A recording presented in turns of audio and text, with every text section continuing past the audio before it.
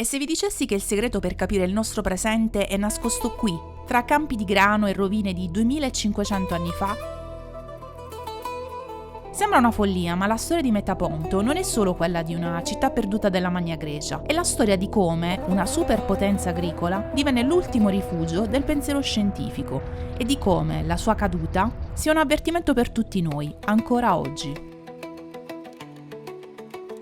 Oggi vi portiamo a scoprire i resti di una comunità che ha saputo sfidare il tempo, tra templi maestosi e storie di filosofi che hanno cambiato il pensiero occidentale.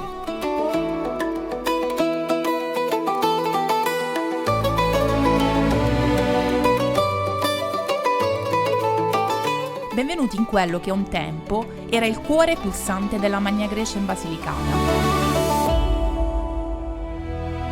Siamo tra le foci dei fiumi Bradano e Basento, in una terra così fertile che i coloni greci arrivati qui nel VII secolo a.C. la chiamarono Metaponto. Guardate bene questi campi, non è un caso che il simbolo della città, inciso persino sulle monete, fosse una spiga d'orzo.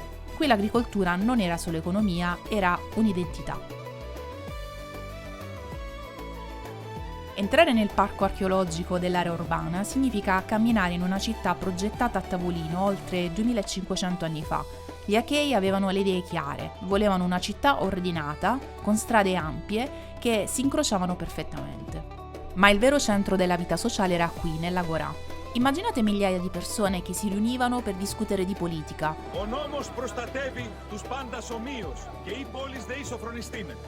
Più tardi, proprio su quel terrapieno artificiale, i metapontini costruirono un teatro unico nel suo genere, un vero gioiello architettonico della Magna Grecia, che ancora oggi ci lascia senza fiato. E infine la storia si mescola alla leggenda, con l'arrivo di un uomo, Pitagora. La tradizione racconta che dopo la distruzione della sua scuola a Crotone, trovò rifugio proprio a Metaponto, dove visse i suoi ultimi anni e fondò una nuova comunità.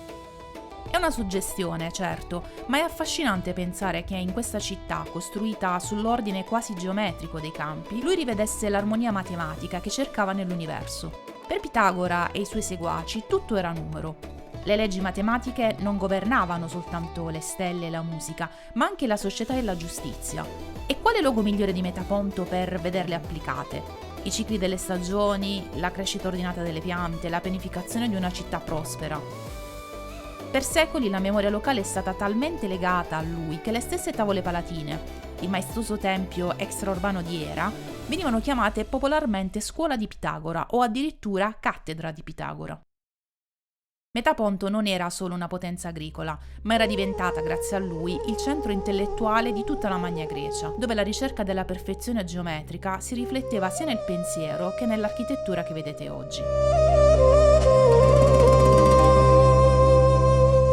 Ci spostiamo di circa 3 km dalla città, lungo l'antica strada che portava a Siris. Ed eccole le tavole palatine. È il monumento più famoso del Metapontino, un tempio dorico dedicato a Era, costruito intorno al 630 a.C. Oggi ne restano 15 di colonne, in piedi nonostante le alluvioni del fiume Bradano e il degrado del calcare locale con cui sono fatte. Guardatele bene, trasmettono un senso di pace, ma anche di forza indomita.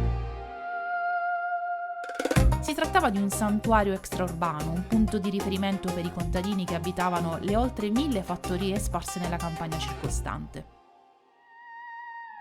È possibile godere dello spettacolo di queste rovine in maniera gratuita e per tutto l'anno, nonostante a fine 2025 siano iniziati dei lavori di miglioramento del sito archeologico. Oggi, camminando tra queste rovine, il silenzio è rotto solo dal vento che soffia tra i campi di grano, proprio come allora. La storia di Metaponto ci insegna una lezione potente. Il progresso, l'innovazione e il pensiero hanno bisogno di fondamenta solide per poter crescere. Hanno bisogno della loro spiga di grano, che sia l'agricoltura, l'economia reale o le risorse concrete. Quando questo legame si spezza, quando il pensiero si scolla dalla realtà, anche le civiltà più brillanti possono crollare. Continuate a viaggiare con noi su Storie Mediterranee, iscrivetevi al canale per non perdere le prossime storie e i racconti dei luoghi più incredibili del Mediterraneo.